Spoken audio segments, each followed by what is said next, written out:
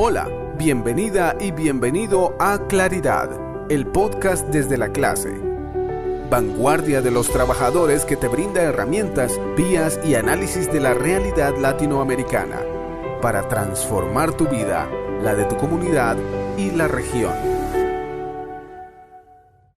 William Shakespeare alguna vez dijo que el mundo entero es un teatro.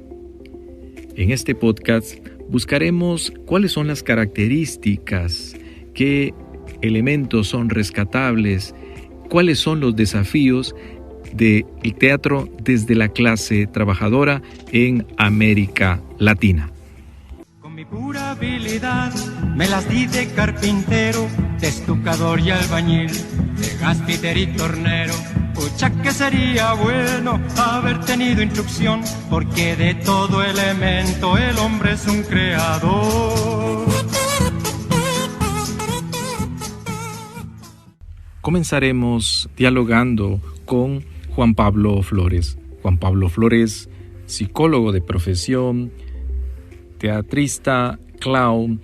Desde 1992 realiza teatro de calle, se ha formado, entre otros países, en México y desarrolla una propuesta freireana. Bienvenido a Claridad desde la clase, vanguardia de los trabajadores y trabajadoras de América Latina, Juan Pablo. Mi nombre es Juan Pablo Flores, de profesión psicólogo, teatrista y clown. Desde el año 92 vengo desarrollando teatro comunitario en la Colonia Limón, en la zona 18. He sido partícipe de diversos colectivos de teatro popular que desde el teatro comunitario en los barrios pues ha desarrollado propuestas relacionadas con la problemática de los mismos barrios, relacionadas con las demandas, con los anhelos, con los sueños de la comunidad. He utilizado el teatro como herramienta pedagógica en diversos grupos, con mujeres, con hombres, con niños, con jóvenes, como medio de expresión, como medio de análisis político, medio de análisis social, desde diversos espacios, trabajando con personas que viven con VIH, con niñez en situación de calle, con juventudes en situación de riesgo social, con privados de libertad. Y bueno, la vida me ha dado oportunidad de utilizar el teatro y de vivir en el teatro y vivir también desde el clown, desde el payaso y desde el circo, una experiencia educativa y también una experiencia terapéutica, donde se usa el arte y el teatro para generar conciencia social, para generar propuesta y también como una herramienta de sanación frente al dolor y el sufrimiento que provoca vivir en este sistema político y económico capitalista que lacera sistemáticamente a las grandes mayorías. Es decir, llevo un recorrido en el trabajo teatral como activista teatral, como activista artístico, usando el arte teatral, el clown y el circo como herramientas para la liberación de las personas, de la comunidad y de los pueblos. Y comienzo haciendo la primera pregunta de rigor, Juan Pablo. ¿Acaso la educación estimula la claridad desde la clase trabajadora a partir del teatro? Escasamente. Pienso que la educación en principio no usa las artes y no usa el teatro como una herramienta. De hecho, digamos, con toda la reforma educativa ahora, la clase de teatro, la clase de arte está relegada, ya no se usa más en la mayoría de centros educativos. Y bueno, cuando se usaba, más tenía como ese corte del teatro de bellas artes, el teatro más clásico, de ninguna manera un teatro popular, un teatro del oprimido, un teatro que sea libertador. Creo que no se usa el teatro como herramienta pedagógica en inicio. Y luego pensar que esta herramienta pedagógica va a estimular la conciencia de clase, de clase trabajadora en el pueblo, pues es de verdad un sueño muy bonito, pero en la realidad no sucede. En todo caso, el teatro tiene más como ese corte bufo o ese corte de bellas artes. No es un teatro libertador. Entonces, frente a esa pregunta, mi opinión es que no sucede, sino más bien es todo lo contrario. El teatro clásico o el teatro bufo lo que hace es como replicar la ideología dominante, la ideología machista, la ideología aspiracionista, la ideología pues neoliberal también, la ideología capitalista y bueno, replica también todos los estereotipos de homofobia, de racismo, de clasismo. Entonces no tiene esa claridad. Finalmente, Juan Pablo, ¿qué elementos necesitan los artistas, los educadores y educadoras para tener claridad de clase desde el teatro? Bueno, creo que no hay que perder de vista que los mismos artistas, educadores populares y teatreros o teatristas pues son parte también de esta misma realidad y bueno, están también atravesados por la ideología neoliberal, la ideología capitalista y que de alguna forma también va generando en ellos pues una condición aspiracionista, es decir, salir de la pobreza, salir de la miseria, pero no como colectivo, sino individualmente. Ese paradigma de éxito que nos vende el capitalismo, del éxito individual, del sálvese quien pueda, pues también atraviesa a los artistas y al final de cuentas a los que hacen teatro pues aspiran a triunfar en el teatro artístico y pues agenciarse también de fama, de dinero, de estatus. Creo que ese es uno de los desafíos grandes. Lo otro es posicionarse políticamente. Creo que el arte misma, el teatro, tiene sí o sí la necesidad de posicionarse. Y el que no se posiciona, pues de hecho ya se está posicionando en favor del sistema. Como diría Roque Dalton, frente a este sistema explotador, la poesía, el arte en general, solo tiene tres opciones: ser esclavo, bufón o enemigo. El bufón entretiene, ahí hace su teatro para entretener al que pueda pagar. El esclavo hace su arte con tal de reproducir la ideología dominante, seguir reproduciendo los esquemas ideológicos del capitalismo. Pero el enemigo lo que hace es, desde luego, posicionarse políticamente, ideológicamente frente a este sistema y se declara enemigo jurado del sistema. Creo que esos desafíos son los que enfrentan los educadores populares y también los teatristas. Crear un arte con un posicionamiento político claro que vaya en favor de los más desfavorecidos, en favor de la clase obrera, en favor de la liberación de los pueblos. Estás escuchando Claridad, podcast desde la clase. Aprendí el vocabulario del amo, dueño y patrón. Me mataron tantas veces por levantarles la voz, pero del suelo me paro porque me prestan las manos, porque ahora no estoy solo, porque ahora somos tantos. Para hablar de las características del teatro en Guatemala, en América Latina, así como los desafíos desde la clase trabajadora a través del teatro, hemos invitado a Karina García, quien es pedagoga con especialidad en derechos humanos, ha sido consultora para diferentes organizaciones y ha podido participar y desarrollar propuestas en educación popular en diferentes espacios. Además, es cofundadora del grupo de teatro Metiendo el Caite. Bienvenida a Claridad, podcast desde la clase, Karina. Tenemos que recordar que sí hubo momentos de desarrollo de buen teatro en Guatemala. Miguel Ángel Asturias, Manuel Galich, después Morales Monroy y otros. Era un teatro a la vanguardia que estaba presentando calidad artística y mensajes profundos de crítica social, política e ideológica. Sucedió que como mucho de ese arte, al ser crítico, es por lo general comprometido y ello implicó que no fue ajeno a las olas de represión y persecución de parte de las dictaduras en Guatemala, desde el tiempo de la contrarrevolución hasta la fecha. La represión y la persecución alcanzó también a los artistas e intelectuales. fue acallado, censurado, perseguido. Mucho del teatro fue literalmente asesinado, secuestrado y desaparecido, tanto en su forma de arte como en las personas que lo desarrollaban.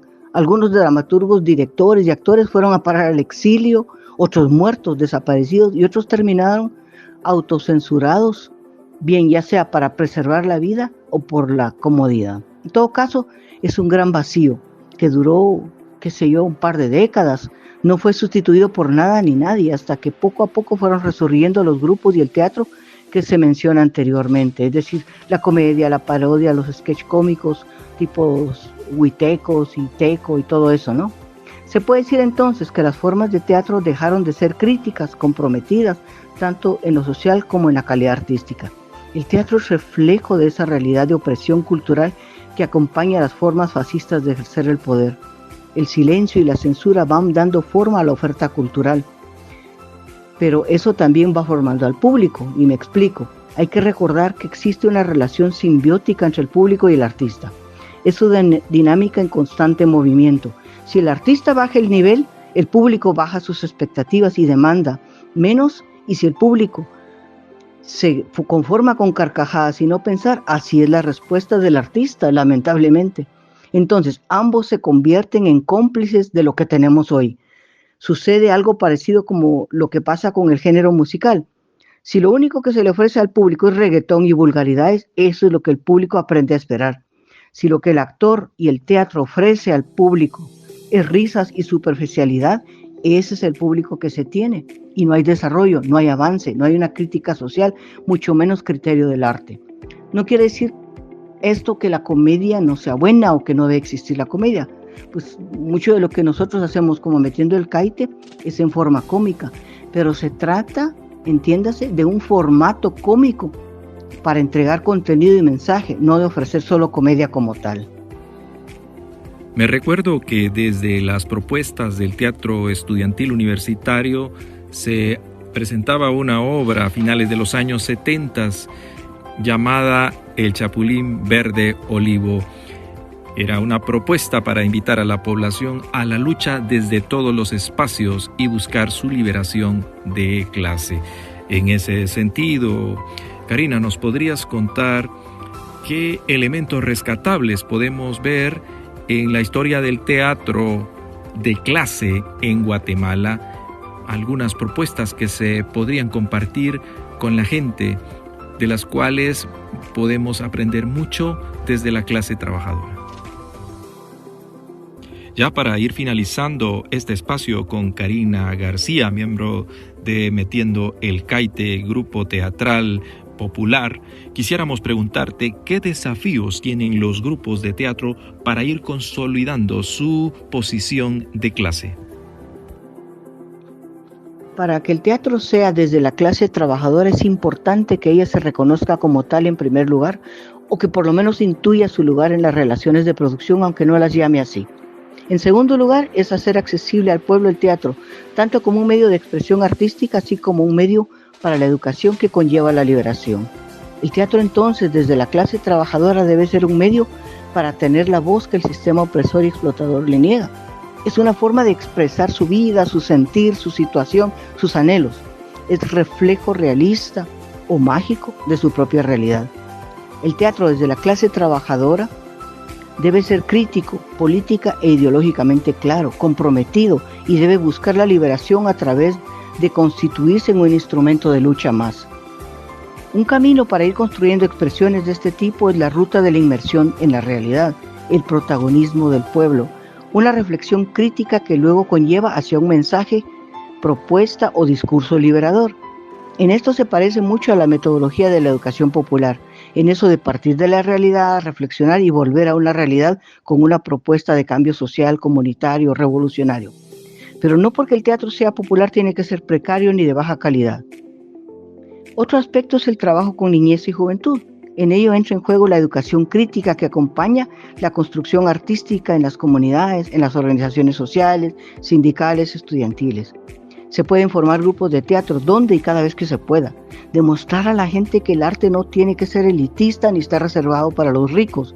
En síntesis, se puede decir que hay muchos aspectos a considerar, pero algunos que nos acercan a este teatro desde la clase trabajadora son construcción de la identidad de clase, acceso al arte, tanto a observarlo como vivirlo y ejecutarlo, el teatro como reflejo de la realidad, que el pueblo se apropie de sus formas de arte y las convierta en expresiones de sus propias luchas, acceso a conocer autores y exponentes de teatro comprometidos y revolucionarios, estimular la creación propia, romper el cerco mediático que solo promueve el arte elitista, tomar en cuenta lo histórico. Para un país como Guatemala es importante la memoria histórica. Por eso, por ejemplo, hemos retomado la presentación de la obra Pedro y el Capitán, porque aunque es una obra originada en el sur, en esa realidad tenemos una historia común, enemigos comunes y formas de represión común. Por ello se presta para la adaptación que hemos hecho. Es necesario que el pueblo se apropie de su historia, que la reinterprete y que la utilice como parte de su mecanismo de sanación, de búsqueda de la justicia, de liberación, y así también como una alerta para alertar a la gente de que esto se puede repetir. Formar para la crítica, la pregunta y el cuestionamiento. Estás escuchando Claridad, podcast desde la clase. Aprendí el vocabulario del amo, dueño y patrón. Me mataron tantas veces por levantarles la voz, pero del suelo me paro porque me prestan las manos, porque ahora no estoy solo, porque ahora somos tantos. Pedro y el Capitán, puesta en escena del grupo Metiendo el Caite para el año 2023, escrita por Mario Benedetti y que dibuja la situación de los detenidos desaparecidos. César Arrecis, miembro de este grupo, nos habla de la puesta en escena. César es sociólogo, educador popular y cofundador de Metiendo el Caite. Bienvenido a Claridad Podcast desde la clase, César. Mario Benedetti, un escritor uruguayo de los años 20, de la generación del 45, miembro de muchas organizaciones revolucionarias uruguayas. Pues bueno, hizo una obra de teatro que se llama Pedro y el Capitán. La obra ya ha sido grabada en cine y grabada en televisión y nosotros la presentamos en este momento en Guatemala. La obra fue hecha en 1979. Y refleja, digamos, desde la perspectiva de Mario Benedetti y de todos los revolucionarios de América Latina, la presentación, digamos, la presentación de una de las armas o de los elementos políticos que tienen los gobiernos fascistas de América Latina han tenido y todavía tienen, y que es la tortura, la cual ha sido definida por Naciones Unidas, por los organismos internacionales, el Tratado de Violación a los Derechos Humanos, etcétera. Incluso la CIP, o sea, la internacional que define el genocidio, tiene definida la tortura. El tema de la obra es precisamente un torturado con un torturador. Está inscrita en el contexto latinoamericano de las más altas etapas de represión y de matanza de la gente que se dedicó a la oposición, a la revolución, a los comunistas, etcétera, ¿no?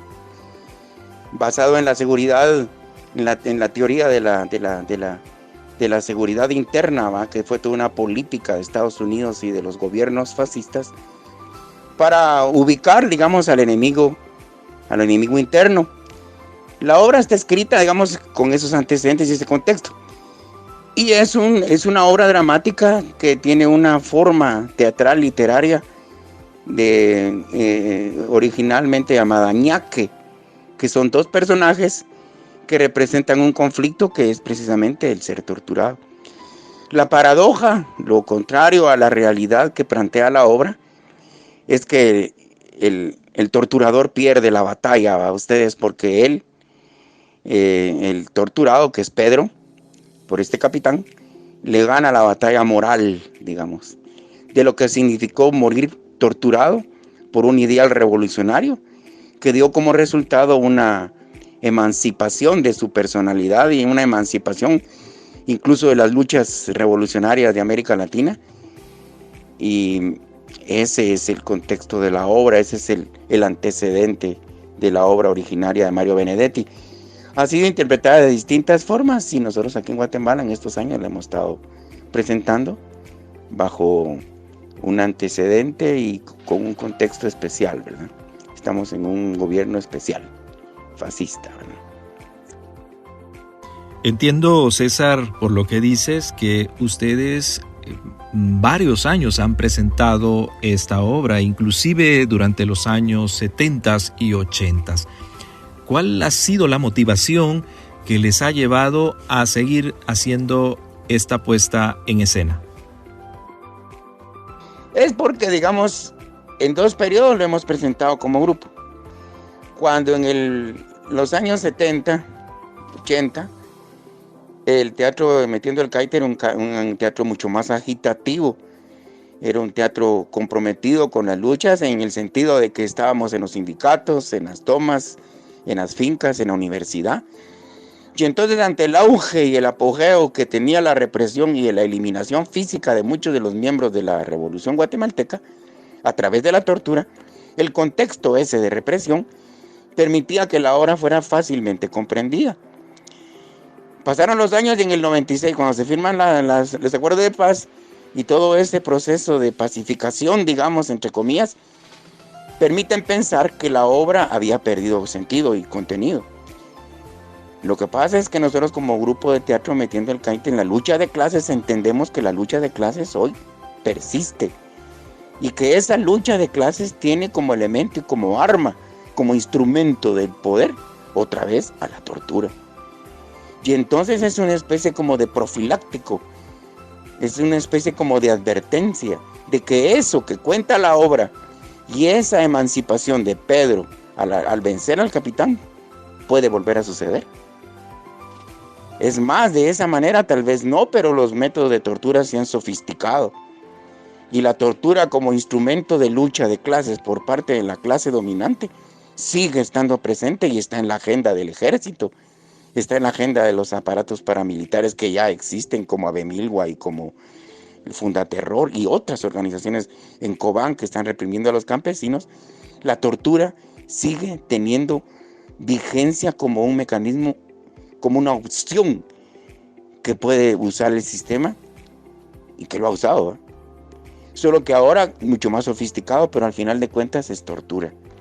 Obtener información a través de la violencia física sobre un detenido.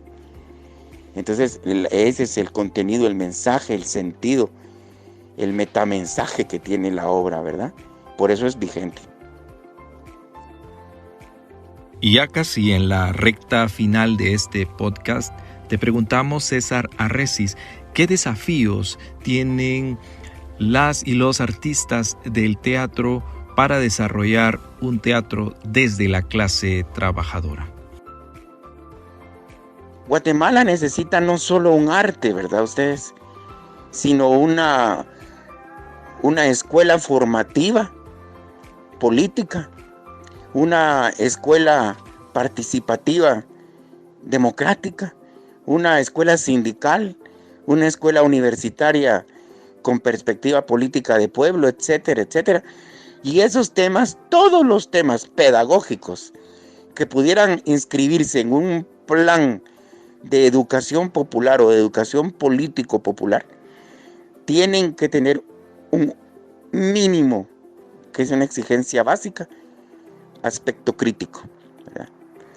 Por eso la obra tiene el Metiendo el Caite, pone la obra de Pedro el Capitán con un contenido de readaptación en cuanto al contexto guatemalteco, los nombres, las situaciones, las masacres ya hechas, y los miembros del ejército y los miembros paramilitares que se han prestado para hacer tortura, para denunciar y delatar a muchos miembros de las organizaciones sociales, ¿no?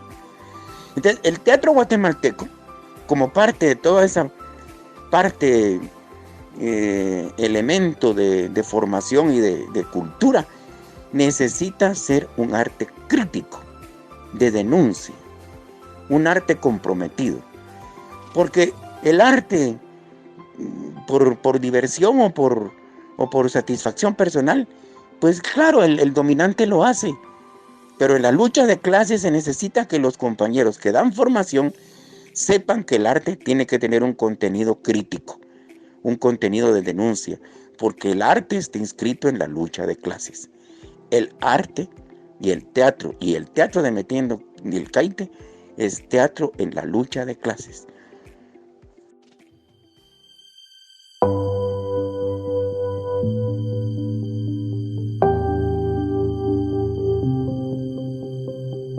Eugene Ionesco dijo: pensar contra la corriente del tiempo es heroico, pero decirlo es una locura. Y por eso una de las primeras conclusiones de este podcast es que la denuncia es una de las principales características del teatro de clase.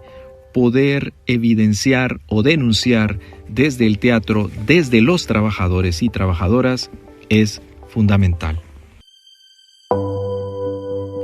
Bertolt Brecht alguna vez dijo que el arte no es un espejo para reflejar la realidad, sino un martillo para darle forma. Entender que las formas artísticas como el teatro son fundamentales para denunciar y para despertar el pensamiento crítico es fundamental para la dignidad de los trabajadores y trabajadoras de América Latina.